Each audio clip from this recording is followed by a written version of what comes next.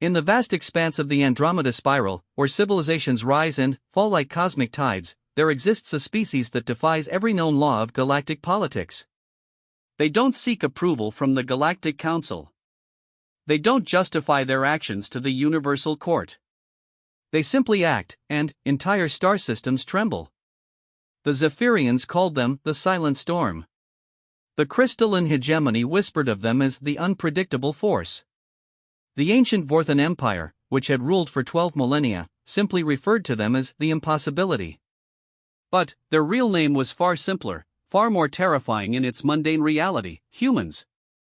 What makes a species truly dangerous isn't their weapons, their technology, or their numbers. It's something far more unsettling: their complete indifference to what others think of their choices. While every other civilization in the galaxy spent centuries debating, justifying, and seeking consensus, humans possessed a trait that sent chills through the most powerful entities in known space: they acted according to their own judgment, regardless of praise or condemnation. This is the story of how that simple philosophy, avoiding the chase for praise while refusing to defend their actions, became the hidden power that reshaped the balance of an entire galaxy. A power so profound that even the oldest cosmic intelligences learned to fear the quiet confidence of a species that simply did what they believed was right. Consequences be damned. Ambassador Thexera of the Galactic Mediation Council had witnessed the rise and fall of 17 different stellar empires. Her crystalline form had stood in the halls of power for over 3,000 years, mediating disputes that could shatter worlds and negotiating treaties that shaped the fate of billions. Yet nothing in her extensive experience had prepared her for the humans. The emergency session had been called after what the council termed the Kepler incident. 17 species representatives sat in the great circular chamber of Nexus Prime, their various forms of communication creating a symphony of clicks, whistles, telepathic waves, and bioluminescent patterns. At the center of the debate stood a single human, Captain Elena Vasquez of the Terran Colonial Defense Force. "Captain Vasquez," Thexera began, her voice resonating through the chamber's translation matrix, "you and your fleet destroyed 3 Zephyrian battlecruisers, crippled their orbital defense platform, and forcibly evacuated 12,000 Zephyrian civilians from Kepler 442b. The Zephyrian Collective demands an explanation and reparations for what they call an unprovoked act of aggression." Captain Vasquez stood with her hands clasped behind her back, her uniform crisp despite having traveled for weeks to reach this hearing. Her brown eyes swept across the assembled representatives with the calm assessment of someone who had seen combat among the stars. When she spoke, her voice carried no defensiveness, no pleading, and no attempt at justification. The Zephyrian mining operation was slowly poisoning the planet's atmosphere with sulfur compounds. The indigenous population, the Keplerian ground dwellers, were dying. We evacuated the miners and shut down the operation. The Zephyrian representative, a tall being whose skin shifted through spectrum of blues and purples, rose from his position. "Captain, you had no authority to intervene in our lawful commercial activities.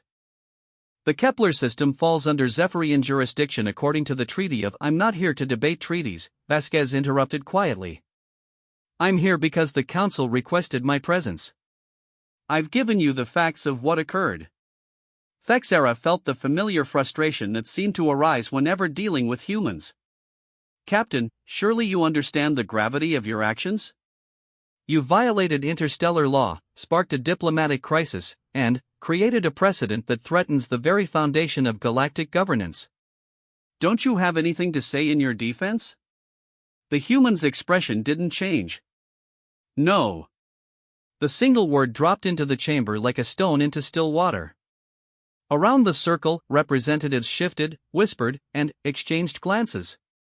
The Vorthan delegate, whose species prided itself on elaborate rhetorical traditions, leaned forward with obvious confusion. "No defense? No justification?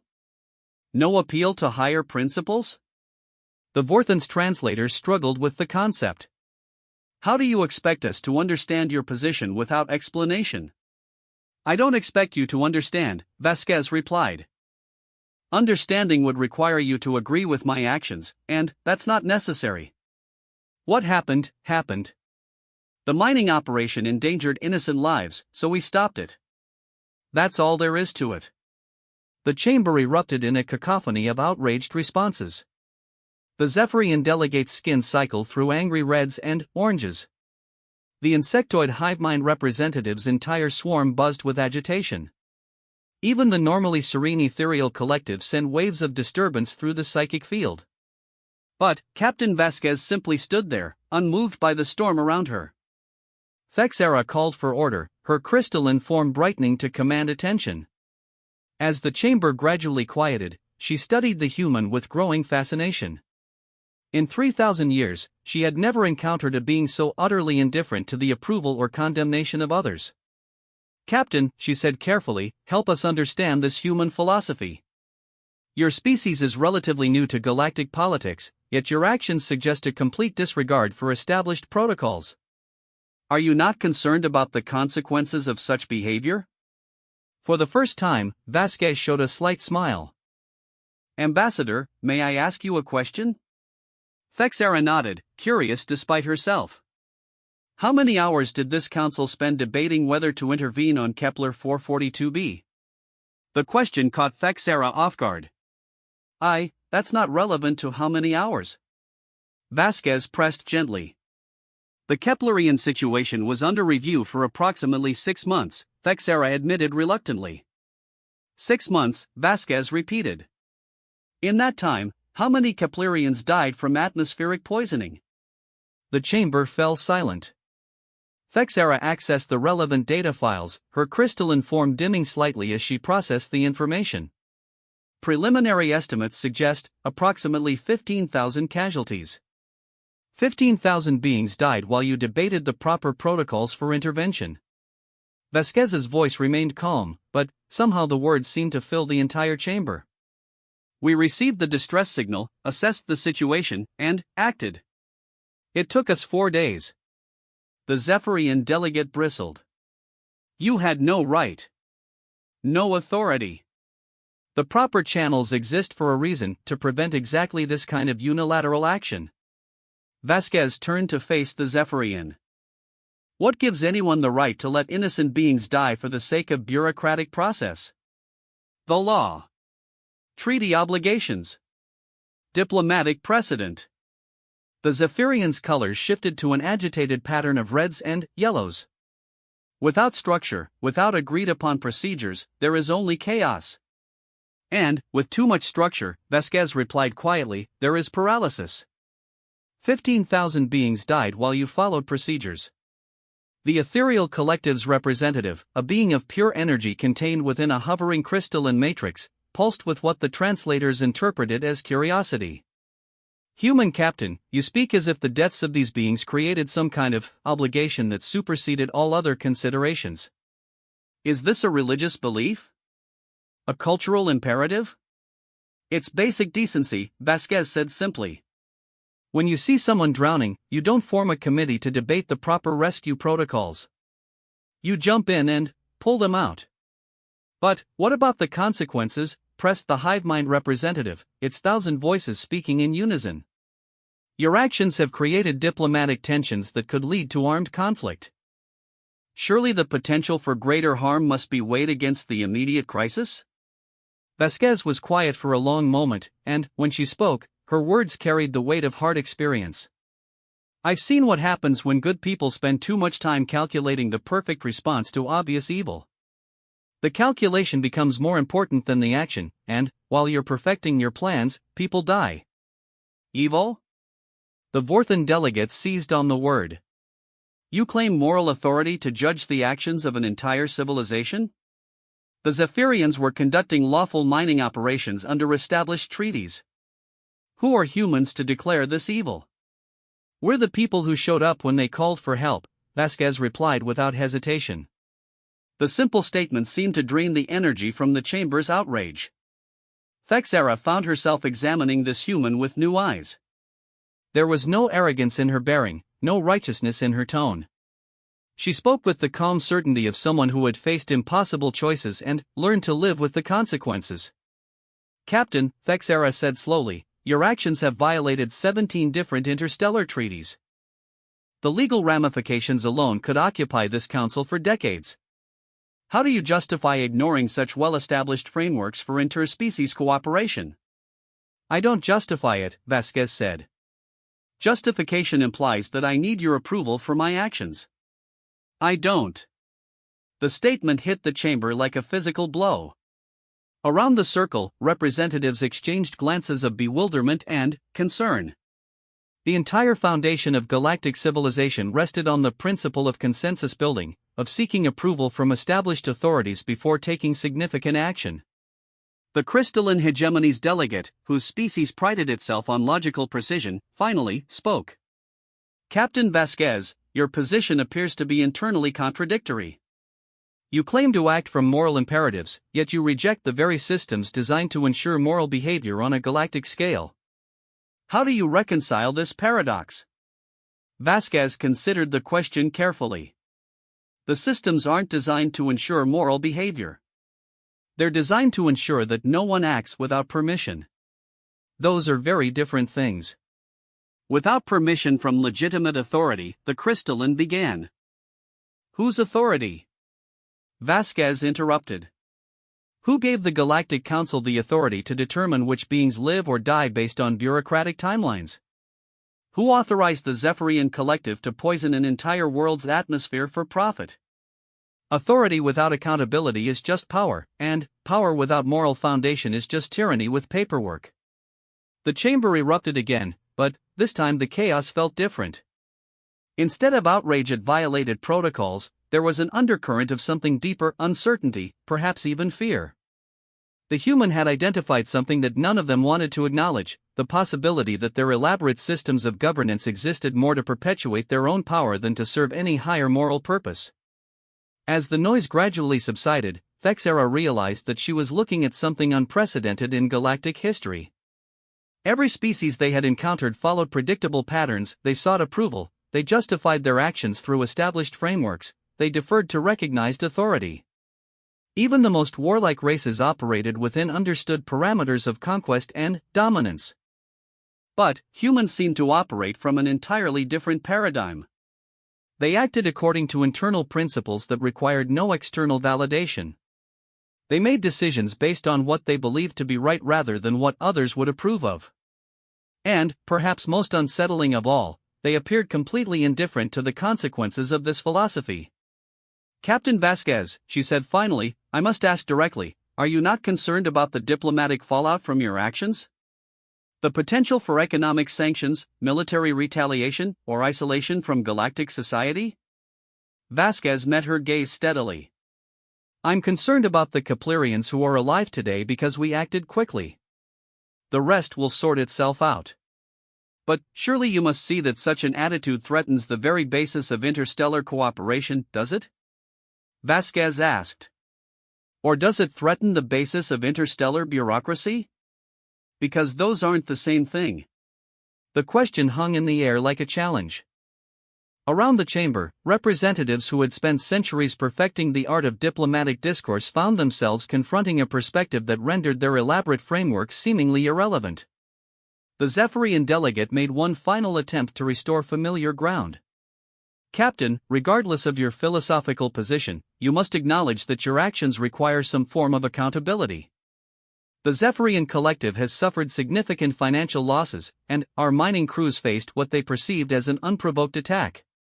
Surely compensation is warranted? Vasquez turned to face him directly. Your mining operation was killing innocent beings for profit. You want compensation for being stopped?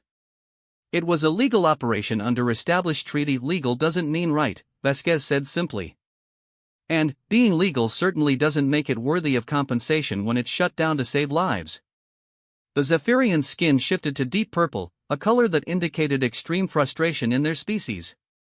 You cannot simply dismiss legal frameworks because you disagree with their outcomes.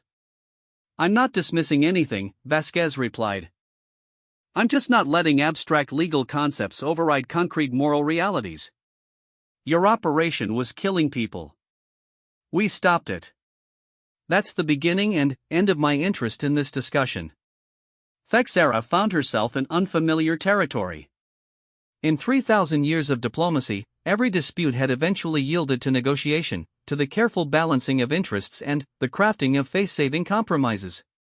But the humans seemed utterly immune to the incentives and pressures that made such negotiations possible. Captain, she tried one more approach, perhaps we could find a middle ground. Some form of acknowledgement of the procedural irregularities, paired with an agreement to work within established frameworks in future situations. No, Vasquez said simply. No to working within frameworks? No to the entire premise of your question. You're asking me to promise that next time innocent people are dying, I'll check with a committee before helping them. That's not a promise I'm willing to make. The finality in her tone made it clear that the conversation was over. Around the chamber, representatives began to realize that they were dealing with something entirely outside their experience, a being who would not be persuaded, bargained with, or controlled through conventional diplomatic means. As the session drew to a close, Thexera found herself both frustrated and strangely admired by the human captain. There was something almost refreshing about such complete honesty, even if it threatened everything she understood about civilized discourse. Captain Vasquez, she said as the formal proceedings concluded, this matter is far from resolved. The Council will need to determine appropriate responses to your actions, and the broader implications for human integration into galactic society remain unclear. Vasquez nodded politely. I understand. If there's nothing else, I have a ship to get back to. As the human turned to leave, the ethereal collective's representative pulsed with curiosity. Captain, one final question. Do you truly feel no need to justify your actions to us? No desire for our understanding or approval? Vasquez paused at the chamber's exit. I sleep well at night knowing that 12,000 Keplerians are breathing clean air because we acted quickly. Whether you approve or disapprove of that fact is entirely irrelevant to my peace of mind. And, with that, she walked out, leaving behind a chamber full of the galaxy's most powerful beings grappling with a simple but revolutionary idea that sometimes the right thing to do required no justification beyond the doing of it. As the various representatives departed Nexus Prime, each carried with them a seed of unease. They had encountered something that their elaborate systems of governance seemed powerless to control or predict, a species that acted according to principles that required no external validation. In the corridors of power throughout the galaxy, a new conversation was beginning. Not about treaties or trade agreements or territorial disputes, but about something far more fundamental. What happened when a species refused to play by the established rules of civilization, not out of aggression or ambition, but out of an unshakable commitment to their own moral compass? The answer to that question would reshape the balance of power in ways that none of them could yet imagine. Admiral Korthvex of the Zephyrian Collective Navy stared at the tactical display in his command center aboard the dreadnought Endless Pursuit. The holographic representation of human space showed a modest collection of star systems, barely 24 worlds compared to the Collective's 300. Yet something about those tiny blinking dots filled him with an unease he couldn't quite identify. Admiral, his intelligence officer approached with the characteristic blue-shifting skin pattern that indicated urgency among their species. We've completed our analysis of the human military response to the Kepler incident. Proceed, Korthvex commanded, his own skin maintaining the neutral gray that denoted focused attention. Sir, their response is unprecedented.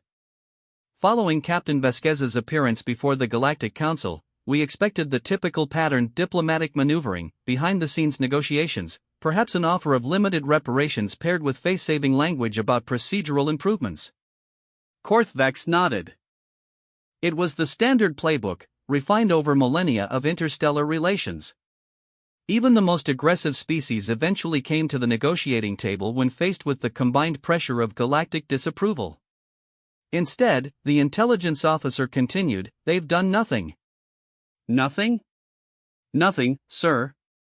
No diplomatic overtures, no back-channeling through allied species, no propaganda campaigns to justify their actions. They've simply continued their normal operations as if the Kepler incident never happened. The Admiral's skin rippled through shades of purple, indicating confusion. That's impossible. They must be preparing some form of response. The Council's condemnation carries significant weight: economic sanctions at minimum, possible military intervention if they remain intransigent. Sir, our sources in the Terran government suggest they're not even discussing the matter at high levels. President Chen mentioned it briefly in a cabinet meeting, reportedly saying Elena did what needed doing, and then moved on to budget discussions. Korthvex turned back to the tactical display, studying the human systems with renewed interest. Either this species was supremely confident in their military capabilities, or they were operating from a psychological framework he didn't understand. What about their fleet deployments? Surely they're reinforcing key positions, preparing for possible retaliation? No changes, sir. They've actually reduced their military presence in several border regions. Intelligence suggests they're redirecting resources to humanitarian missions, disaster relief operations, medical aid to plague-affected worlds, that sort of thing. The Admiral's skin shifted to a deep blue, the color of profound bewilderment. In his 40 years of military service, he had never encountered such behavior. Even the most peaceful species made token gestures toward preparation when facing potential conflict. "Sir," his tactical officer interrupted from across the command center, "incoming priority transmission from High Command." The holographic display shifted to show Grand Admiral Thexkara, the supreme commander of all Zephyrian military forces. His ancient features bore the scarred patterns that marked a warrior who had fought in the Great Expansion Wars decades ago. "Korthvex," the Grand Admiral's image said without preamble, "you are to proceed immediately to human space with Battle Group 7. The Collective Council has authorized military action to secure reparations for the Kepler incident." "Yes, sir." "What are our engagement parameters?" "You will demonstrate our capability to project force into their territory. Conduct maneuvers near their outer colonies, intercept their merchant vessels for inspection, make it clear that their defiance of established law carries consequences. Standard intimidation protocol, enough pressure to bring them to the negotiating table without triggering actual warfare." "Understood, sir." "How should we respond if they attempt to justify their actions or request mediation?" The Grand Admiral's expression hardened. "They won't. Our diplomatic intelligence suggests humans possess an unusual psychological profile. They appear to believe that moral certainty exempts them from political consequences. This makes them dangerous in some ways, but also predictable. They'll resist initially, then fold when faced with overwhelming force. It's a common pattern among idealistic species." After the transmission ended, Korthvex felt the familiar confidence that came with clear orders and proven tactics. Battle Group 7 was one of the Collective's most impressive formations, 12 heavy cruisers, 4 dreadnoughts, and a full support fleet. More than enough to intimidate a species with fewer than 50 warships in their entire navy. As his fleet moved toward human space, Korthvex reviewed the intelligence files on human military doctrine. Their ships were well-designed but unremarkable, their tactics competent but conventional. What made them interesting was their apparent willingness to fight against overwhelming odds, a trait that could be admirable in small doses but typically led to swift defeat when faced with professional military forces. The journey to human space took 6 days. During that time, Korthvex received regular updates from his intelligence network. The humans had detected the approaching Zephyrian fleet that was expected, given the size of the formation. What was unexpected was their response. "Admiral," his communications officer reported as they entered the outer edge of human territory, "we're receiving a transmission from the human colony world of New Geneva. It's addressed to you personally." Korthvex frowned. Standard protocol would be for the humans to contact his fleet through official diplomatic channels, not direct military communication. "Display it." The hologram resolved into the image of a middle-aged human woman in civilian clothes, standing in what appeared to be a modest government office. She had graying hair and laugh lines around her eyes, giving her the appearance of someone more suited to administrating farming cooperatives than responding to military threats. "Admiral Korthvex," the woman began with the calm tone of someone discussing weather patterns, "I'm Governor Sarah Chen of the New Geneva colony. I understand your fleet is conducting exercises in our outer system. Since you're the first Zephyrians to visit our region, I wanted to extend an invitation to your officers to visit the surface if they'd like to see what we're building out here." The Admiral stared at the transmission in stunned silence. This was not intimidation protocol. This was a civilian administrator casually inviting foreign military officers for a social visit. It gets stranger, sir, the communications officer added. We're receiving similar messages from 12 other human colonies in this sector. Apparently word has spread that we're here, and they're all extending various forms of hospitality. Korthvex felt his skin shifting through confused patterns of color. Are they mocking us? Is this some form of psychological warfare? His intelligence officer, who had been monitoring human communication networks, looked up from his console with visible perplexity. Sir, I don't think they understand that we're here to intimidate them. Their internal communications suggest they believe we're conducting a goodwill tour. A goodwill tour? Yes, sir. Several colonial governors have apparently contacted their central government asking if they should prepare formal reception ceremonies. The admiral found himself in uncharted waters. Standard intimidation protocol assumed that the target population would recognize military pressure and respond with either submission or defiance. He had never encountered a species that simply misinterpreted overwhelming force as friendly visitation. Sir, his tactical officer called out, we're detecting incoming vessels. 3 human ships on intercept course with our formation. Korthvex moved to the tactical display, expecting to see military vessels preparing for confrontation. Instead, the scanners revealed 3 medium-sized civilian ships with minimal armament. Admiral Korthvex, came a new transmission, this one from the lead human vessel. This is Captain Maria Rodriguez of the Merchant Vessel Trading Post. We understand you might need supplies or navigation assistance in this sector. We're carrying fresh food, medical supplies, and entertainment media from Earth if your crews are interested in cultural exchange. The admiral looked around his command center at officers whose skin patterns now displayed the chaotic rainbow associated with total cognitive breakdown. They were facing the largest military demonstration in this region's history, and the humans were offering them snacks and movies. Sir, his weapons officer asked tentatively, how should we respond? Korthvex realized that decades of military training had not prepared him for this scenario.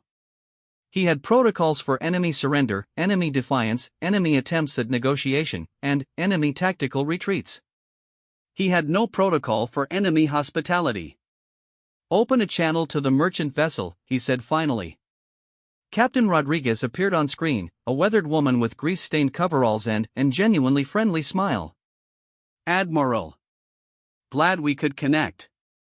Your ships are really impressive. Our scanners are picking up some fascinating engineering approaches. Are those Helix-class plasma drivers on your dreadnoughts? We've read about them in technical journals but never seen them in person. Captain Rodriguez, Korthvex began carefully, you understand that this is a military force, not a diplomatic mission? Oh, absolutely, Rodriguez nodded enthusiastically. Military ships always have the most interesting tech. My engineers would love to compare notes if your people have time.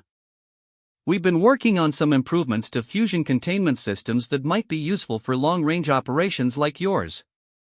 The admiral felt reality slipping away from him. Captain, my fleet is here as a demonstration of Zephyrian military capability following your government's actions at Kepler 442b. Rodriguez's expression brightened. Oh, you're here about the rescue operation. That was amazing work. Elena Vasquez is something of a hero out here in the colonies. Is this like a victory tour?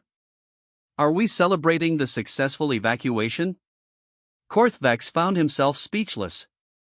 Around his command center, officers stared at their instruments as if hoping the equipment could explain what they were experiencing. Captain, he tried again, the Zephyrian Collective considers the Kepler incident to be an unprovoked attack on our lawful operations. We are here to demand accountability.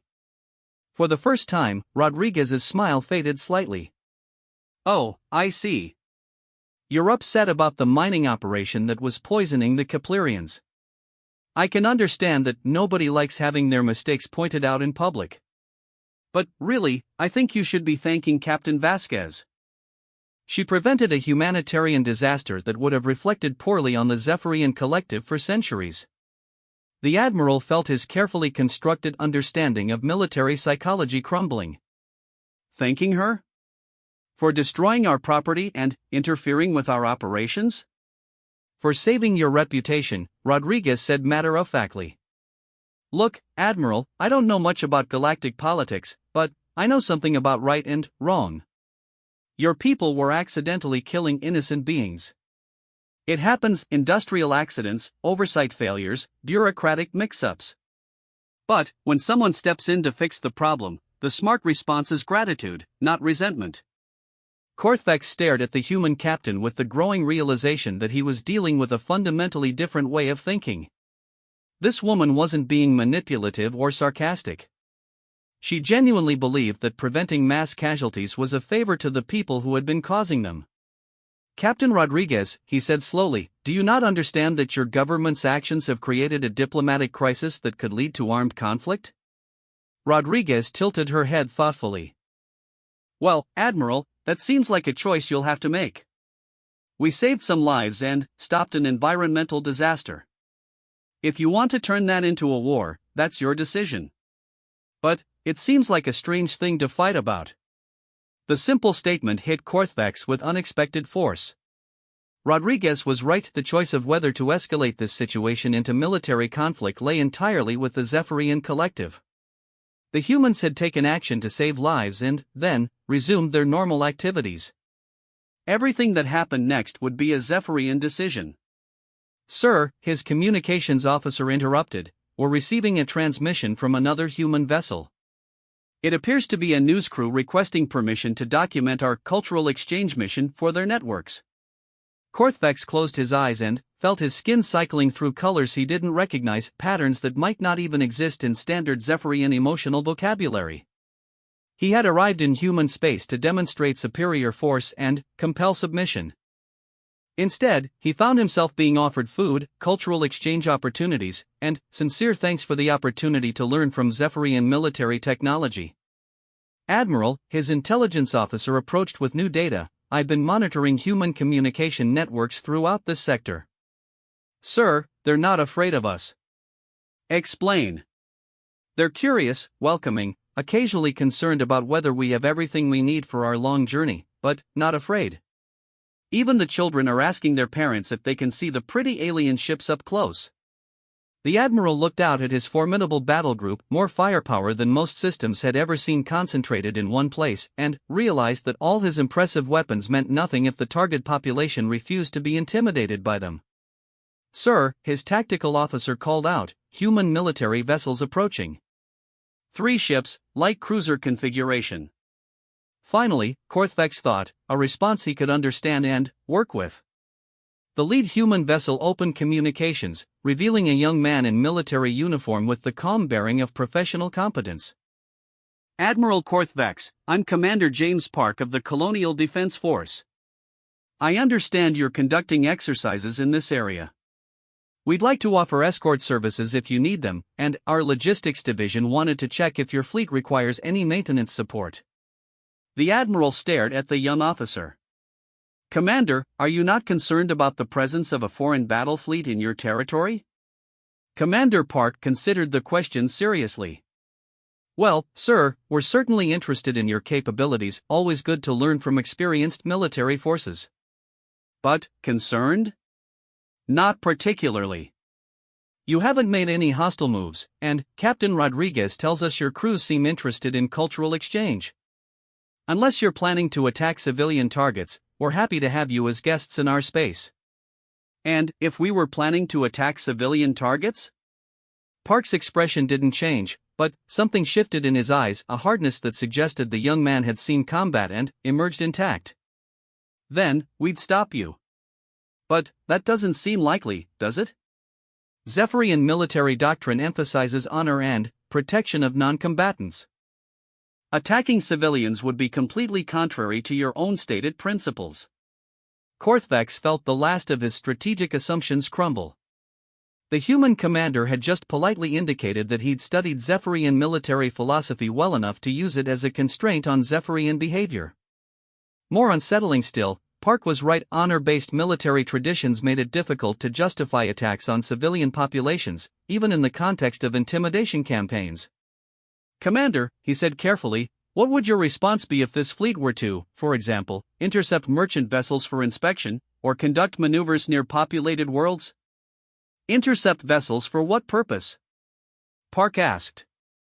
If you're looking for contraband or safety violations, our civilian authorities would be happy to coordinate with your inspectors. As for maneuvers near populated worlds, that sounds educational for our defense forces. We could probably learn a lot from observing Zephyrian tactical formations.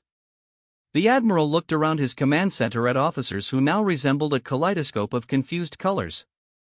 Everything they had been trained to expect from intimidation campaigns had been turned upside down. The humans were treating military pressure as an opportunity for cooperation and learning. "Sir," his communications officer said quietly, "incoming message from High Command. Grand Admiral Thexkara is requesting a status report on the intimidation operation." Korthvex stared at the communication console, trying to figure out how to explain that intimidation was impossible when the target population kept thanking them for the opportunity to learn from their presence. After a long moment, he turned back to Commander Park's image on the main screen. "Commander, I need to ask you a direct question. Does your government understand that this fleet represents a significant military threat to human colonies in this sector?" Park nodded thoughtfully. "Oh, absolutely, Admiral. You could probably level most of our settlements if you decided to attack them. But you won't. How can you be so certain?" "Because it wouldn't accomplish anything useful," Park replied with the calm confidence of someone stating an obvious fact. "You're here because your government is frustrated about the Kepler incident. But attacking our civilians wouldn't change anything about what happened there. It would just create new problems without solving the old ones." The human commander paused, then continued with what seemed like genuine curiosity. "Admiral, what outcome are you hoping to achieve with this deployment?" The question caught Korthvex completely off guard. In 40 years of military service, no target population had ever asked him to clarify his strategic objectives during an intimidation campaign. "We, the collective, wishes to see accountability for the unauthorized military action against our facilities." "What kind of accountability?" Park asked. Korthvex realized he didn't have a clear answer. "The standard forms of diplomatic restitution, acknowledgement of wrongdoing, assurances of future compliance with established protocols." "I see," Park said. "And you believe that demonstrating military force will convince our government to provide those things?" "It is the established pattern," Korthvex said, though he was beginning to doubt his own words. "Admiral, with respect, I think you might be misunderstanding how humans make decisions. We don't provide apologies or assurances because we're afraid of consequences. We do things because we believe they're right. And most of us believe Captain Vasquez did the right thing at Kepler." Park's statement crystallized something that had been troubling Korthvex throughout this encounter. The humans weren't responding to military pressure because they didn't make decisions based on external pressure. They acted according to internal principles that seemed immune to traditional diplomatic leverage. "Commander," he said slowly, "are you suggesting that no amount of military demonstration will change your government's position on the Kepler incident?" "I'm suggesting that military demonstration is irrelevant to our government's position," Park replied. "We'll continue to act according to our principles regardless of whether other species approve or disapprove of those actions." The Admiral felt a chill of recognition. This was the same psychological profile that Grand Admiral Thexkara had described, but experiencing it firsthand was entirely different from reading about it in intelligence briefings. The humans weren't just indifferent to galactic approval, they were genuinely immune to the entire framework of incentives and pressures that made interstellar diplomacy possible.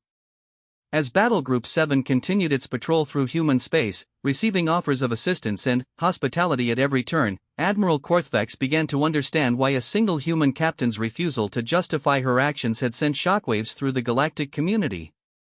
It wasn't what the humans had done that made them dangerous. It was their complete indifference to whether anyone else thought their actions were justified.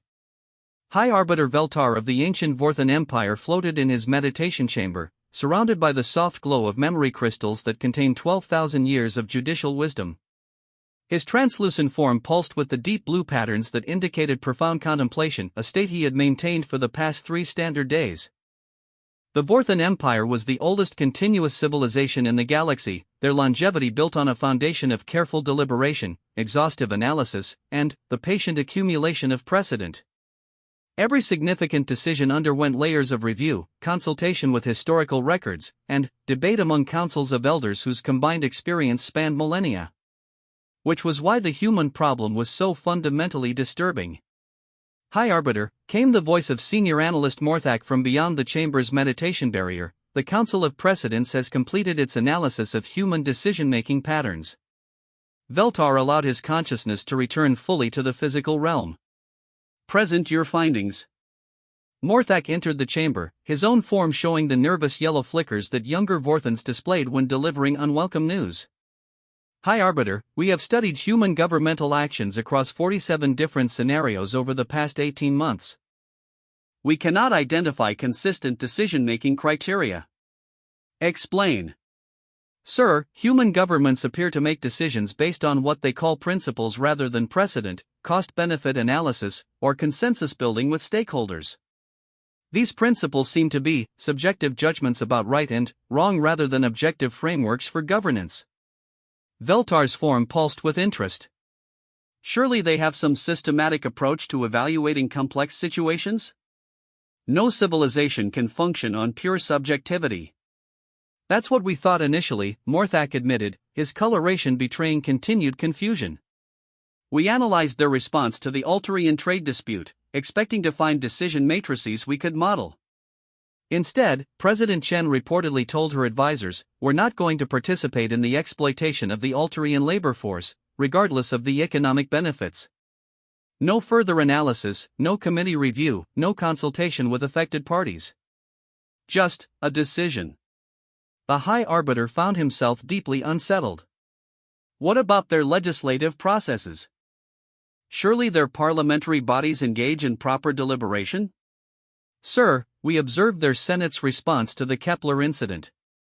The debate lasted exactly 4 hours and concluded with a resolution supporting Captain Vasquez's actions by a vote of 97-3. When the Zephyrian ambassador requested reconsideration, the Senate Majority Leader reportedly said, "We already voted. Elena saved lives." End of discussion. Veltar's form shifted through patterns of bewilderment. In Vorthan society, a decision of such magnitude would have required months of study, consultation with historical precedents, economic impact assessments, and careful negotiation with all affected parties. What about their judicial system? Surely their courts provide some model of systematic reasoning? Morthak's form darkened further. High Arbiter, we studied their Supreme Court's recent ruling on the Tau Ceti terraforming case. The indigenous species claimed that human terraforming violated their traditional hunting grounds. The court's decision was delivered by Chief Justice Williams, who wrote, and I quote directly, "The right of conscious beings to inhabit their ancestral territories supersedes any technological civilization's convenience. The terraforming project will cease immediately." That seems reasonable, Veltar said slowly. Sir, the decision took 6 days. 6 days to adjudicate a case that involved trillions of dollars in infrastructure investment, detailed environmental impact studies, and competing claims from 7 different species. A comparable case in Vorthan courts would require at least 6 years of analysis. The High Arbiter found himself struggling with concepts that seemed to violate everything he understood about civilized governance. How do they account for unintended consequences? Complex system interactions? The precedential implications of their decisions? They don't, sir. At least, not in any way we can recognize. They seem to believe that doing the obviously right thing will lead to acceptable outcomes regardless of complexity. Veltar was quiet for a long time, processing information that challenged fundamental assumptions about how intelligent beings made collective decisions. Finally, he asked the question that he dreaded having answered. In your analysis, are human decisions generally effective? Morthak's form pulsed with reluctant admiration. Sir, that's the most disturbing part of our findings. Despite their apparent lack of systematic analysis, human decisions consistently produce positive outcomes. Their economy is growing, their population is healthy and educated, their colonies are stable and prosperous. By every measurable metric, their civilization is thriving. Impossible. No complex system can be optimized through instinctive decision-making. High Arbiter, we've verified our data multiple times. Human society functions effectively despite, or perhaps because of, their rejection of elaborate analytical frameworks.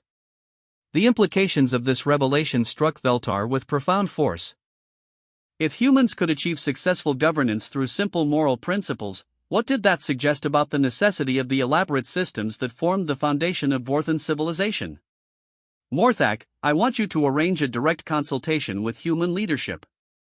I need to understand this phenomenon from the source. 3 days later, Veltar found himself in the unprecedented situation of requesting a private audience with President Chun of the Terran Federation. No High Arbiter had ever sought guidance from the leader of a civilization less than 10,000 years old, but the human problem demanded exceptional measures. The meeting took place via quantum communication link, with President Chen appearing as a holographic projection in Veltar's private chambers. She was a compact woman with graying hair and laugh lines around her eyes, wearing simple civilian clothes rather than the elaborate ceremonial garments that most galactic leaders favored. High Arbiter Veltar, President Chen said with warm courtesy, I'm honored by your request for this meeting. How can I help you? The casual directness of her approach immediately disrupted Veltar's carefully prepared protocols. He had expected formal exchanges of credentials, ceremonial acknowledgments of mutual respect, and gradual progression towards substantive discussion. Instead, this human leader had simply asked what she could do for him. President Chen, he began carefully, I seek to understand human decision-making processes. Your civilization's approach to governance appears to violate several fundamental principles of complex system management. Chen's expression brightened with genuine interest. That's an intriguing observation. What aspects of our governance do you find problematic? Your decisions appear to be made without adequate analysis of consequences, consultation with affected parties, or consideration of precedential implications. Yet your civilization continues to function effectively. I seek to understand this paradox. President Chen leaned back in her chair, considering the question thoughtfully. High Arbiter, may I ask how the Vorthan Empire makes decisions? Through careful analysis of all relevant factors, consultation with historical precedents, impact assessment across multiple scenarios, and consensus building among stakeholder representatives. A typical policy decision requires 18 to 36 months of preparation before implementation. And, during those 18 to 36 months, what happens to the people affected by the problem you're trying to solve? The question caught Veltar off guard. They continue to experience the problematic conditions while we develop optimal solutions. So if people are suffering from a particular policy or situation, they continue to suffer for up to 3 years while your government figures out the perfect response? Perfection is impossible, Veltar corrected gently, but we strive for solutions that account for the maximum number of variables and minimize unintended negative consequences. President Chen nodded thoughtfully. That's admirable, High Arbiter. But, from our perspective, the certainty of continued suffering during extended analysis often outweighs the possibility of imperfect solutions implemented quickly. But, surely you recognize the danger of hasty decisions? Unintended consequences can create far more harm than the original problems. Of course, Chen agreed readily. We make mistakes all the time. Sometimes our quick decisions create new problems. But, we found that it's usually easier to fix the unintended consequences of good intentions than to fix the guaranteed consequences of prolonged inaction. Veltar's form pulsed with confusion. You acknowledge that your approach creates errors, yet you prefer it to more careful analysis? High Arbiter, let me give you a concrete example. 5 years ago, we discovered that refugee populations from the Syrian conflict were developing preventable diseases in our temporary housing facilities. Our medical experts said they needed 6 months to design optimal public health interventions. Instead, we immediately began providing basic medical care and nutrition supplements while they worked on the perfect solution. And the results? We prevented about 8,000 unnecessary deaths. The optimal solution our experts eventually developed wasn't significantly better than the emergency measures we'd already implemented. Meanwhile, 8,000 people were alive who would have died if we'd waited for the perfect approach. The example struck Veltar with uncomfortable force. In Vorthan society, those 8,000 deaths would have been classified as an acceptable cost of ensuring optimal policy development. The idea that preventing them was more important than perfect planning seemed simultaneously obvious and revolutionary. President Chen, doesn't such an approach create dangerous precedents? If governments act on insufficient information, how do you prevent authoritarian overreach or ideological extremism? Chen's expression grew more serious. That's the crucial question, High Arbiter. Our system only works because we're very careful about the principles that guide our decisions. We act quickly, but we don't act arbitrarily. Explain this distinction. We have core values that are non-negotiable: protection of innocent life, individual dignity, basic fairness. When those principles are at stake, we act immediately regardless of complexity. When they're not at stake, we take time for proper analysis. And who determines when these principles are at stake? Usually it's obvious, Chen said simply. People are dying unnecessarily, someone is being treated unfairly, basic rights are being violated. These aren't complex analytical questions, they're moral facts that any decent person can recognize immediately. Veltar found himself grappling with a concept that seemed both primitive and profound. President Chen, are you suggesting that moral judgment is superior to analytical reasoning in governmental decision-making? Not superior, Chen corrected, but sometimes more urgent. Analysis is important for optimizing policies and understanding consequences. But, when the choice is between perfect analysis and preventing immediate harm, we choose to prevent the harm. The High Arbiter was quiet for several minutes, processing implications that challenged the foundation of his civilization's governmental philosophy. Finally, he asked the question that had been haunting him throughout the conversation. President Chen, in your experience, do elaborate analytical frameworks sometimes become barriers to moral action? The human leader's expression grew thoughtful. High Arbiter, I think the danger isn't analysis itself, it's using the need for analysis as an excuse to avoid making difficult decisions. Sometimes leaders hide behind complexity to avoid taking responsibility for choices that might be unpopular. And, sometimes, she continued gently, elaborate systems become more important than the problems they were designed to solve. The process becomes the purpose, and the suffering that could be prevented gets lost in the machinery of government. Veltar felt his form shifting through colors he'd never experienced before, patterns that might represent the cognitive dissonance of encountering truth that contradicted everything he'd believed about proper governance. President Chen, if your approach is effective, what does that suggest about civilizations that prioritize extensive analysis over immediate moral action? Chen considered the question carefully. High Arbiter, I think different approaches work for different situations and different species. But, I do worry about systems that are so concerned with avoiding mistakes that they guarantee the continuation of preventable harm. The conversation continued for another hour, with Veltar pressing Chen on various aspects of human decision-making. Each answer revealed the same underlying pattern: humans acted quickly when moral principles were at stake, regardless of analytical complexity or potential diplomatic consequences. As the meeting concluded, Veltar found himself facing a fundamental crisis of understanding. If the humans were correct that simple moral principles could guide effective governance, what did that suggest about the elaborate analytical frameworks that had governed Vorthan society for 12 millennia? President Chen, he said as they prepared to end their communication, thank you for your patience with my questions. This conversation has been illuminating. High Arbiter, may I ask what prompted your interest in human decision-making? Veltar considered how to answer honestly. Your species has introduced uncertainty into what we believed were settled questions about governance and diplomacy. We are struggling to understand how to interact with a civilization that seems immune to traditional forms of influence and negotiation. Chen's expression grew sympathetic. High Arbiter, I think you might be overcomplicating the situation. We're not trying to be difficult or unpredictable. We just do what we think is right and let the consequences sort themselves out. But surely you recognize the diplomatic implications of such an approach? Of course. But, we've found that most diplomatic problems resolve themselves when everyone focuses on doing the right thing rather than managing perceptions or protecting interests.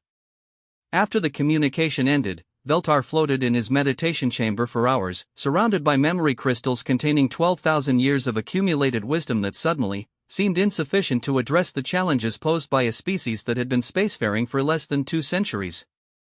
The human approach to governance violated every principle of complex system management that the Vorthan Empire had refined over millennia.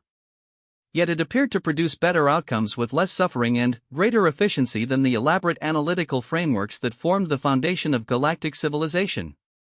As he contemplated this paradox, Veltar began to understand why human indifference to galactic approval was creating such profound unease among established powers. It wasn't just that humans acted without permission, it was that their success in doing so called into question the necessity of seeking permission at all. If simple moral principles could guide effective action, what was the purpose of elaborate systems designed to manage, control, and complicate moral decision-making? And, if those systems weren't necessary for good governance, what did that suggest about the civilizations that had built their entire identity around perfecting them? For the first time in his 1,000-year life, High Arbiter Veltar found himself questioning whether the ancient wisdom of his people might be less wise than the simple directness of a species young enough to still believe that doing the right thing was more important than doing things correctly. The Nexus Station conference room had never hosted a gathering quite like this one.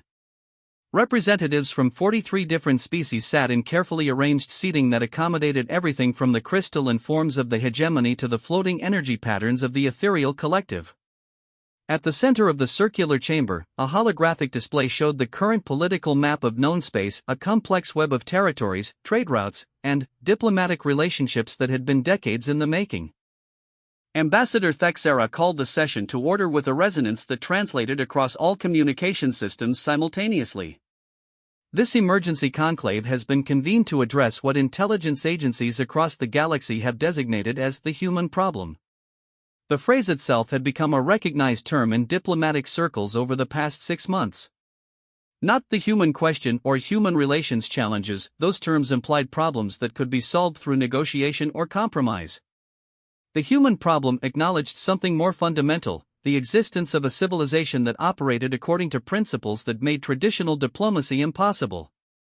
The floor recognizes Senior Analyst Carthon of the Galactic Intelligence Consortium, Thexera announced. A tall, angular being whose metallic skin reflected the chamber's lighting in complex patterns stood to address the assembly.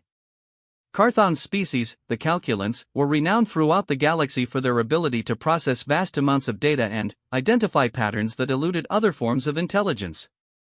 Distinguished representatives, Carthon began, his voice carrying the precise modulation that marked his species' approach to communication. Over the past year, we have documented 47 instances of human action that violated established diplomatic protocols, legal frameworks, or interstellar agreements. In each case, humans acted unilaterally, without consultation, and refused to provide justification for their behavior when challenged. A murmur of acknowledgement rippled through the assembly.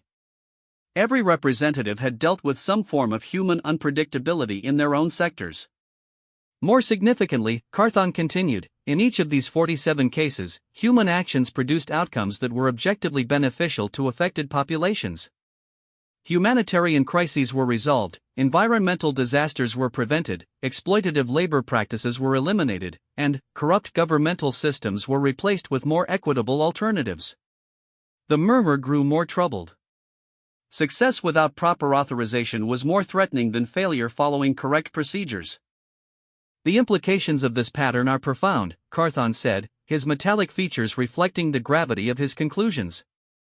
Humans appear to possess the capability to identify optimal responses to complex problems without employing the analytical frameworks that form the foundation of civilized decision-making.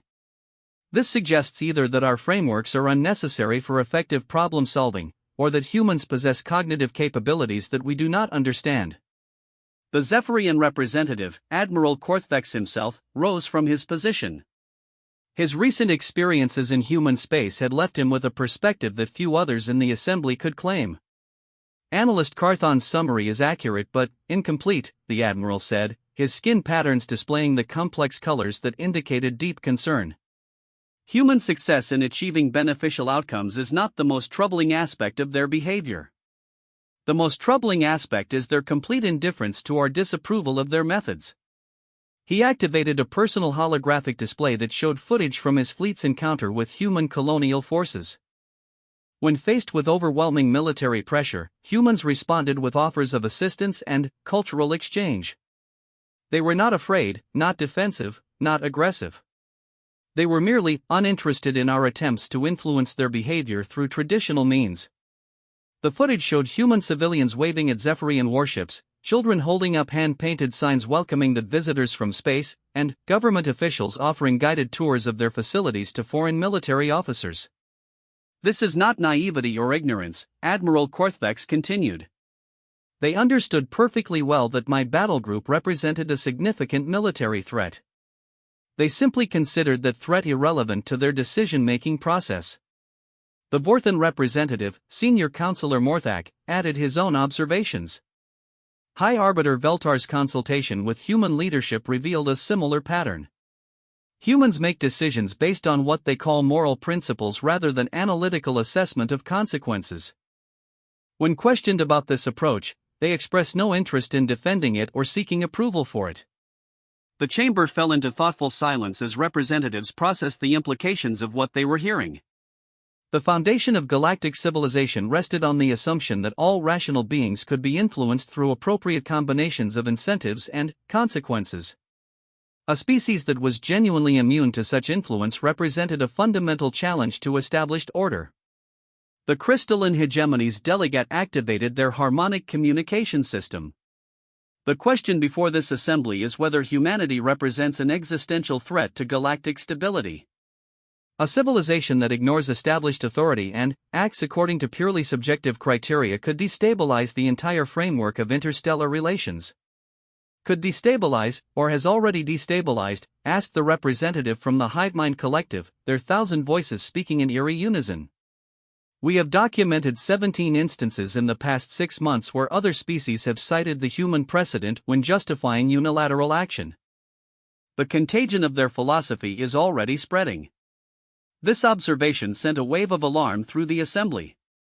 The idea that human indifference to authority might inspire similar behavior in other species was a nightmare scenario for civilizations built on careful consensus and gradual change. What specific incidents are you referencing? Thexera asked. The Altarian government terminated their labor contracts with the Nexus Corporation, citing fundamental ethical concerns without engaging in the standard arbitration process. The Tau Ceti colonies rejected Galactic Council authority over their terraforming dispute, stating that protecting indigenous rights requires no external validation. The Epsilon Eridani trade unions initiated direct action against exploitative shipping practices without filing proper grievances through established channels. Each example represented a crack in the carefully constructed system of galactic governance. If species began acting on moral principles rather than seeking authorization through proper channels, the entire edifice of interstellar diplomacy could collapse. Furthermore, the Hivemind continued, intelligence reports suggest that several species are studying human decision-making processes with the apparent goal of implementing similar approaches in their own governments.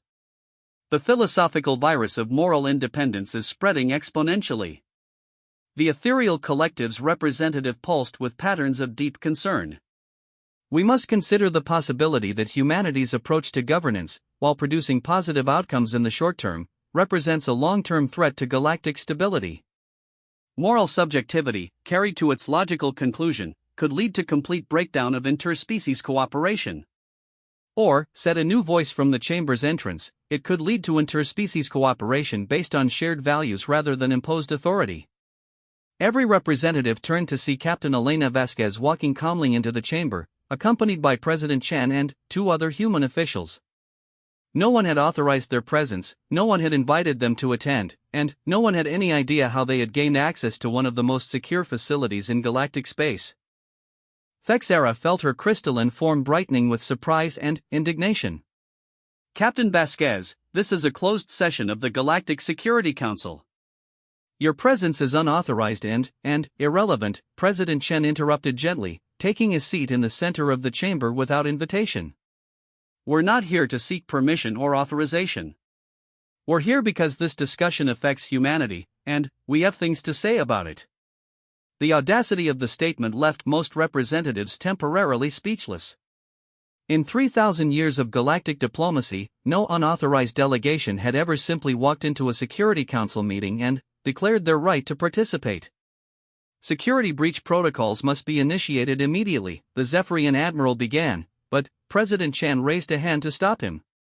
Admiral Korthvax, your security isn't breached.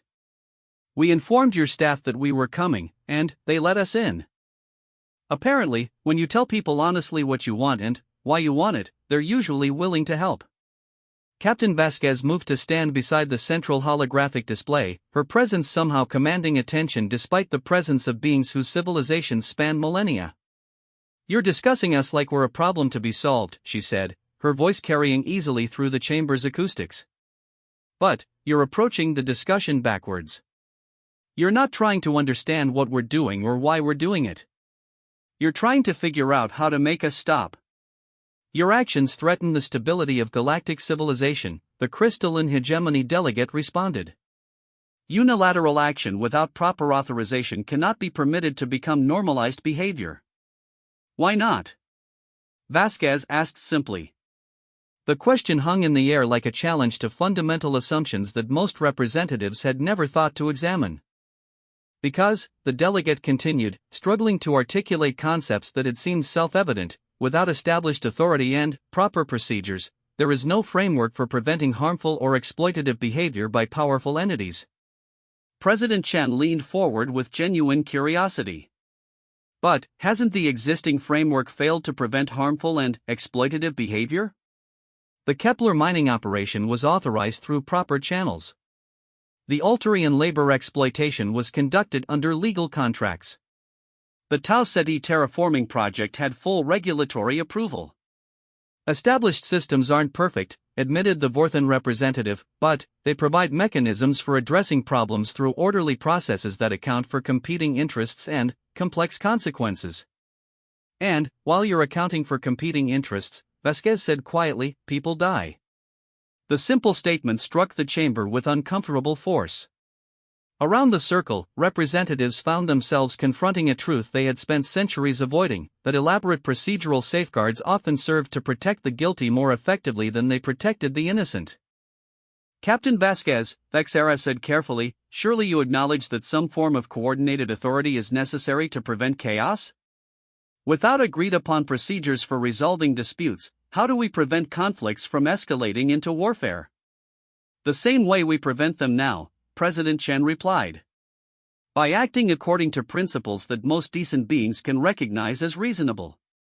The difference is that we don't wait for permission to act on those principles. But, who determines what principles are reasonable? Asked the ethereal collective. What prevents subjective moral judgment from becoming arbitrary authoritarianism? Captain Vasquez gestured toward the holographic display showing galactic civilization. Look around this room. 43 different species, with completely different evolutionary backgrounds, cognitive structures, and cultural traditions. Yet when we describe our actions, stopping the poisoning of innocent beings, preventing exploitation of vulnerable populations, protecting indigenous rights, none of you can honestly say those actions were wrong.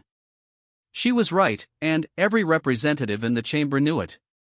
Despite their concerns about procedural violations and diplomatic precedents, none of them could argue that human actions had produced morally objectionable outcomes. The principles we follow aren't arbitrary, President Chen continued. They're based on values that seem to be universal among intelligent species: protection of innocent life, basic fairness, individual dignity. These aren't human values. They're conscious being values. Then, why, asked senior analyst Carthon, do these universal values require human enforcement? Why can't they be implemented through existing institutional frameworks? President Chen and Captain Vasquez exchanged a glance that seemed to contain entire conversations. Finally, Vasquez spoke with the quiet certainty that had characterized all her public statements. Because existing frameworks weren't designed to implement universal values. They were designed to manage competing interests and maintain stability. Sometimes those goals align with moral action, and sometimes they don't. when they don't, we choose moral action. The statement crystallized everything that made humans so troubling to established galactic powers. They had identified the fundamental tension between institutional stability and moral imperatives, and they had chosen moral imperatives without hesitation or apology. Captain, Admiral Korthvex said slowly, do you not recognize the danger inherent in such an approach? If every species acts according to their own moral judgment without coordination or consultation, the result will be chaos and conflict. Admiral, Vasquez replied, look at the results of our actions over the past year. How many conflicts have we started? How many innocent beings have been harmed by human unilateral action? The Admiral was forced to acknowledge that human actions, while procedurally irregular, had not produced the negative consequences that traditional diplomatic theory predicted. If anything, regions where humans had intervened were more stable and prosperous than they had been under previous arrangements. President Chen stood and moved to the holographic display, studying the complex web of territories and relationships that mapped galactic civilization. Representatives, she said, you're afraid that humanity will destabilize galactic order. But maybe the real question is whether the current order deserves to remain stable. The statement sent a chill through the chamber. In 3,000 years of galactic civilization, no species had ever questioned the fundamental legitimacy of established institutional frameworks. Madam President, Thexera said carefully, are you suggesting that galactic civilization itself is somehow inadequate? I'm suggesting that any system that requires innocent beings to suffer while bureaucrats debate the proper procedures for helping them is a system that has lost sight of its original purpose. Chen turned to face the assembled representatives.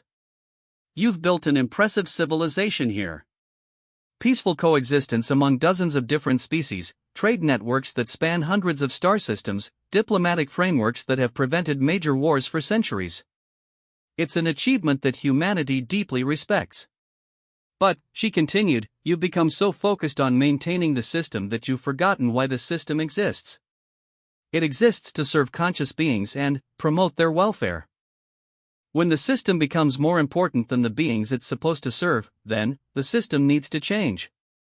The chamber fell into profound silence as representatives grappled with concepts that challenged the foundation of everything they understood about civilization, authority, and proper governance. Finally, the Hivemind Collective spoke, their 1,000 voices carrying a note of genuine curiosity rather than accusation. Madam President, what outcome do you envision if your philosophy spreads throughout galactic civilization? What happens to established institutions, legal frameworks, and diplomatic procedures? President Chen smiled, and, for the first time since entering the chamber, her expression carried genuine warmth. The same thing that happened to slavery, absolute monarchy, and hereditary aristocracy in human history. Institutions that exist primarily to perpetuate themselves get replaced by institutions that exist to serve the common good. And, if existing powers resist such changes, asked the crystalline hegemony delegate. Then, they resist, Captain Vasquez said simply. But, they won't stop us from doing what we believe is right. And, they won't stop other species from making their own choices about what kind of civilization they want to be part of. As the human delegation prepared to leave, again without seeking permission or following proper departure protocols, President Chen paused at the chamber's entrance. Representatives, you've been discussing the human problem as if we're some kind of anomaly that needs to be contained or controlled. But, we're not the problem. We're just the first species willing to act on values that most of you share but don't dare implement.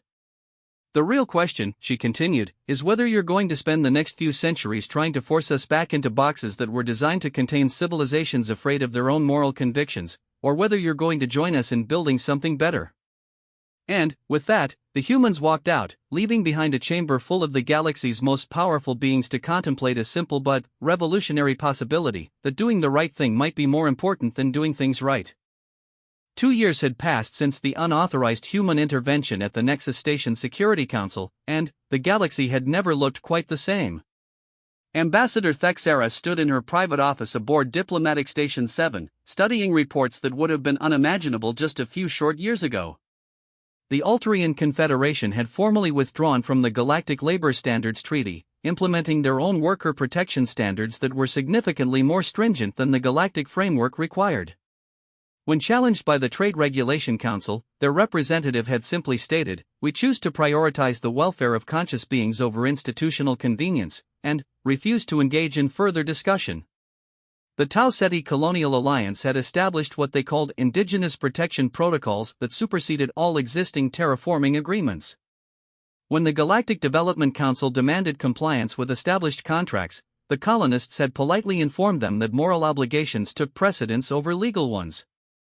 Most significantly, the Kepler System Cooperative, the indigenous beings whose lives had been saved by Captain Vasquez's intervention, had established themselves as an independent governmental entity and formally requested membership in what they termed the Alliance of Moral Action. It was a phrase that made Thexera's crystalline form dim with concern. An informal coalition of species and colonies that operated according to shared moral principles rather than established diplomatic frameworks represented exactly the kind of institutional threat that the Security Council had feared. Ambassador, her aide's voice came through the communication system, incoming priority transmission from High Arbiter Veltar of the Vorthan Empire. Thexera accepted the connection, and the ancient being's translucent form appeared in her office. Even through the holographic display, she could see the profound changes that 2 years of contemplating the human problem had wrought in the High Arbiter's demeanor. Ambassador Thexera, Veltar began without the elaborate ceremonial greetings that usually marked Vorthan communication. "I must inform you that the Vorthan Empire has reached a decision regarding our continued participation in galactic governmental institutions." Thexera felt a chill of premonition. "High Arbiter, what decision?" "We are implementing immediate reforms to our governmental processes, effective immediately. All policy decisions that directly affect the welfare of conscious beings will be made within 72 standard hours of identification. Our Council of Precedents will serve in an advisory capacity, but they will no longer have authority to delay action while pursuing perfect analysis." The implications of this announcement struck Thexera like a physical blow. The Vorthan Empire was the oldest and most stable governmental system in galactic civilization. Their approach to careful deliberation and exhaustive analysis had been a model for dozens of other species. If they were abandoning their traditional methods. "High Arbiter, what prompted this dramatic change in policy?" Veltar's form pulsed with colors that indicated both resignation and relief. "Ambassador, over the past 2 years, we have conducted exhaustive analysis of human governmental outcomes compared to our own. The data is unambiguous. Human decisions, made quickly and based on simple moral principles, consistently produce better results than our elaborate analytical frameworks." He paused, and, when he continued, his voice carried the weight of centuries of accumulated wisdom being voluntarily discarded. "We have discovered that the pursuit of perfect analysis has become an excuse for avoiding difficult moral choices. While we debated the optimal response to suffering, humans simply ended the suffering. While we calculated the precise balance of competing interests, humans chose the interest of innocent beings over the interests of those who exploit them." "But, surely," Thexera protested, "systematic analysis serves important functions in complex governmental decisions?" "Of course," Veltar agreed. "Analysis remains important for understanding consequences and optimizing implementation. But we have learned the difference between analysis as a tool for better action and analysis as a substitute for action itself." The High Arbiter's image shifted slightly as he accessed additional data. "Ambassador, I want to share something with you. 3 months ago, we received reports of environmental degradation on Vorthan Colony 7 that threatened the health of 2 million residents. Under our traditional protocols, we would have initiated a comprehensive study process lasting approximately 18 months. And, instead? Instead, we acted immediately to relocate affected populations and begin remediation efforts. The crisis was resolved in 6 weeks rather than potentially years. Most importantly, 0 lives were lost to preventable environmental hazards while we perfected our response." Thexera found herself grappling with the same conceptual challenges that had troubled her since humanity's emergence as a galactic power. If rapid moral action could produce superior outcomes to careful institutional processes, what was the purpose of the elaborate systems that formed the foundation of civilized governance? "High Arbiter," she said carefully, "are you suggesting that the Vorthan Empire is adopting human governmental philosophy?" We are adopting effective governmental philosophy, Veltar corrected gently. The fact that humans discovered it first is less relevant than the fact that it works better than our traditional approaches. The communication continued for another hour, with Veltar describing the specific reforms being implemented across Vorthan space. In every case, the changes prioritized rapid moral action over elaborate procedural safeguards. The results, according to preliminary data, were dramatically improved outcomes for affected populations. After the transmission ended, Thexera found herself confronting a reality that she had been trying to avoid for 2 years. The human approach to governance wasn't an anomaly or a temporary disruption. It was an evolution, and species across the galaxy were recognizing its superiority to existing systems. Her contemplation was interrupted by an urgent communication from the Galactic Council's Emergency Session Coordinator. Ambassador, immediate convocation requested. Priority Alpha classification. 24 hours later, Thexera found herself once again in the great circular chamber of Nexus Prime, facing an assembly that looked very different from previous gatherings. Several seats that had been occupied by established governmental representatives were now filled by beings she didn't recognize: colonists, indigenous leaders, and what appeared to be civilian officials from various worlds. At the center of the chamber stood Secretary General Yarthen, of the Galactic Council, a being whose species had served in administrative roles for over 1,000 years. His usual composed demeanor showed cracks of strain that suggested the weight of unprecedented challenges. Representatives, the Secretary General began, this emergency session has been convened to address what can only be described as a fundamental breakdown in galactic governmental authority. Over the past 18 months, 47 different species, colonies, or governmental entities have declared their independence from various aspects of galactic institutional oversight. He activated the central holographic display, which now showed a map of galactic civilization marked with dozens of red indicators. These entities have established what they call moral governance protocols that prioritize rapid action to address humanitarian concerns over compliance with established legal and diplomatic frameworks. They acknowledge no authority beyond their own assessment of right and wrong, and they refuse to justify their actions to any external body. The implications were staggering. Nearly a quarter of galactic civilization had effectively seceded from institutional oversight, choosing instead to operate according to principles similar to those that humans had demonstrated. Furthermore, the Secretary General continued, these entities have established informal networks of cooperation and mutual assistance that bypass established trade, diplomatic, and military frameworks. They are, in effect, creating a parallel civilization based entirely on voluntary association and shared moral principles. One of the beings Thexera didn't recognize stood from the assembly, a tall, graceful creature with iridescent skin and compound eyes that suggested an insectoid evolutionary background. Secretary General Yarthen, the being said in accented but clear galactic standard, I am Speaker Zixera of the Kepler System Cooperative. I must correct your characterization of our actions. We have not declared independence from galactic civilization.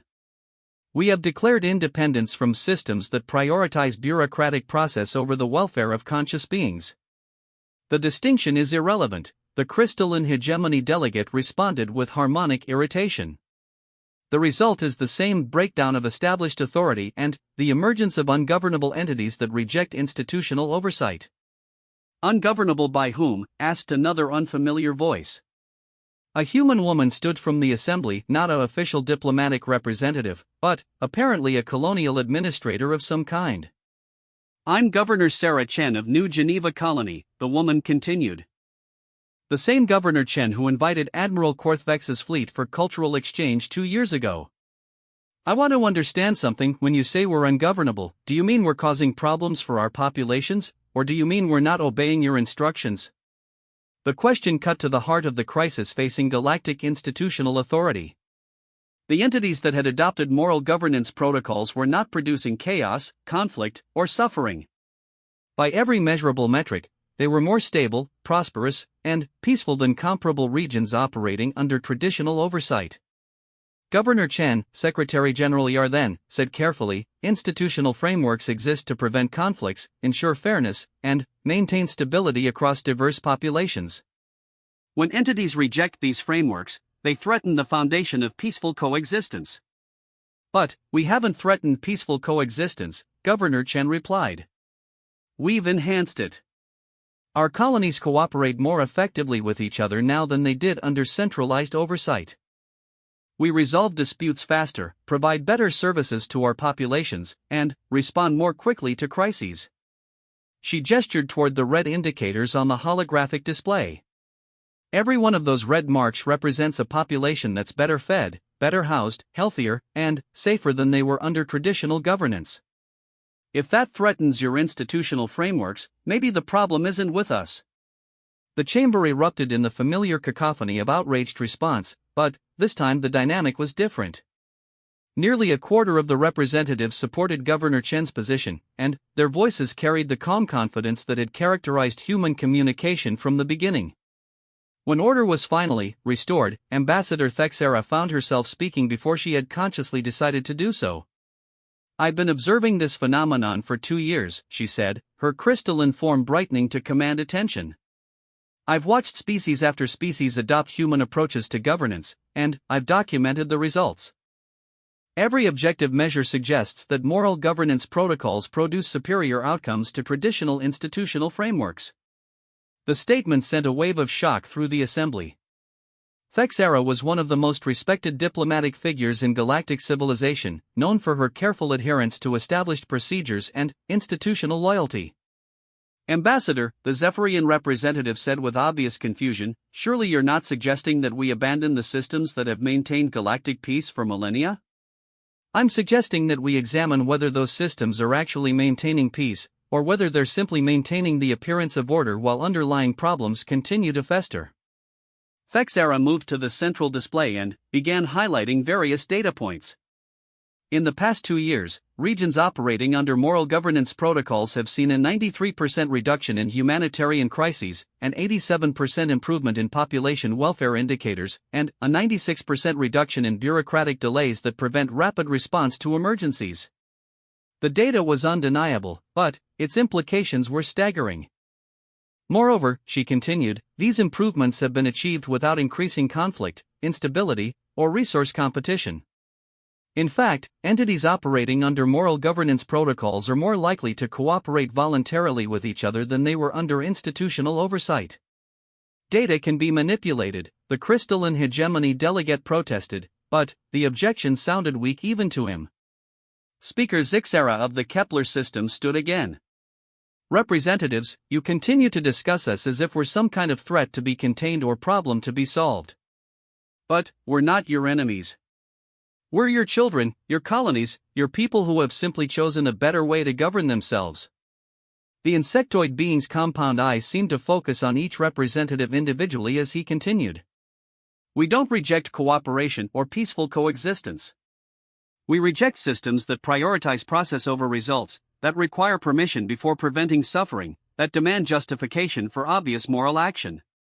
We're not trying to destroy galactic civilization.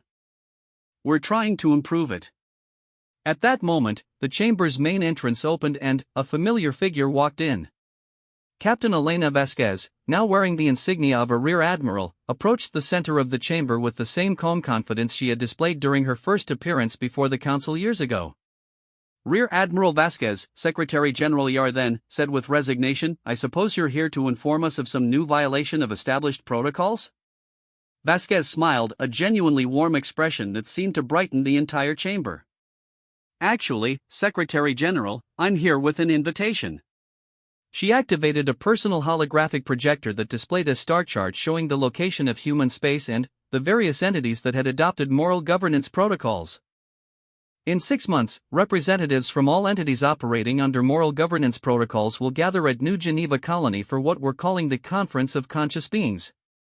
We're going to establish formal frameworks for cooperation, mutual assistance, and conflict resolution based on shared moral principles rather than imposed authority. The implications were staggering. The entities that had seceded from galactic institutional oversight were creating their own civilization, one based on voluntary cooperation and moral action rather than bureaucratic authority. Rear Admiral, the Vorthan representative asked, what is the purpose of this conference? Are you establishing some form of alternative governmental structure? We're establishing something better than governmental structure, Vasquez replied. We're establishing a civilization where conscious beings cooperate because they choose to, not because they're forced to. Where decisions are made based on what's right rather than what's authorized.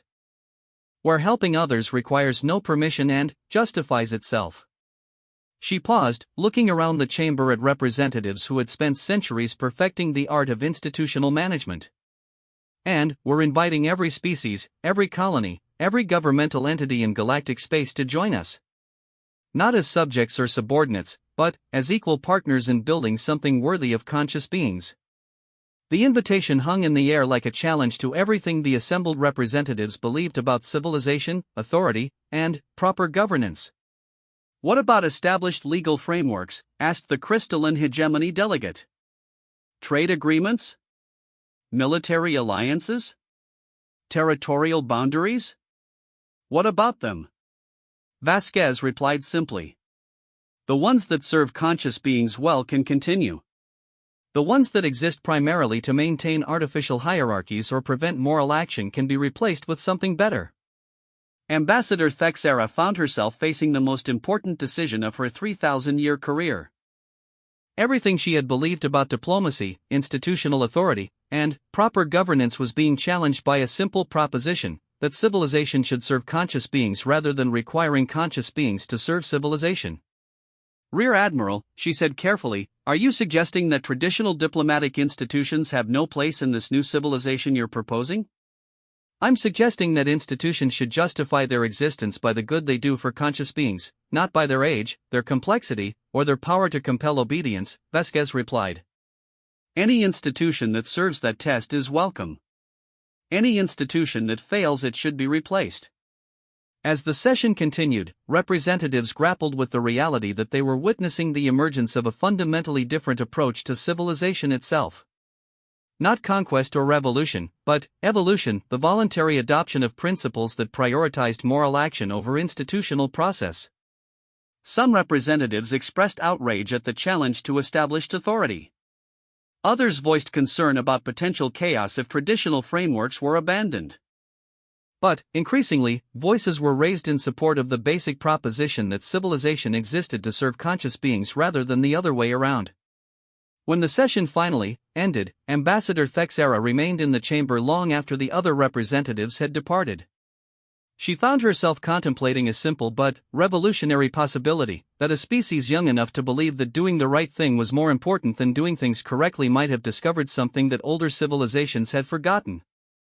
3 months later, Thexera submitted her resignation from her position as ambassador to the Galactic Mediation Council. In her final report, she wrote, "After 3,000 years of diplomatic service, I have concluded that our institutional frameworks have become barriers to the very values they were created to serve. I hereby request assignment to the new Geneva Conference as an observer, with the goal of learning how civilizations can cooperate based on shared moral principles rather than imposed authority.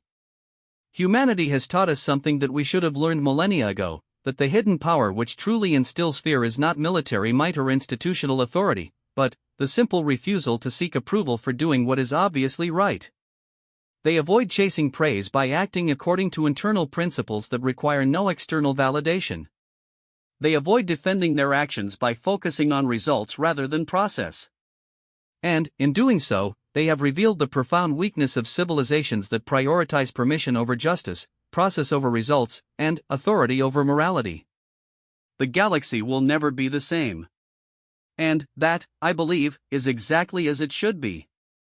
As ships from dozens of species began converging on New Geneva Colony for the Conference of Conscious Beings, the galaxy found itself on the threshold of a new era. Not an era of human dominance or revolutionary upheaval, but an era where the simple proposition that doing the right thing required no justification beyond the doing had become the foundation of civilization itself. The hidden power that instilled fear, the power of moral certainty combined with complete indifference to approval or disapproval, had not conquered the galaxy through force. It had transformed the galaxy through example, demonstrating that conscious beings were capable of cooperation, justice, and prosperity without the elaborate systems of control that had defined civilized life for millennia.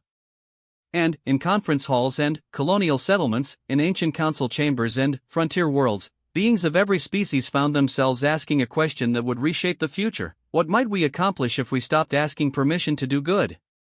The answer, as humanity had demonstrated, was simple: everything that mattered.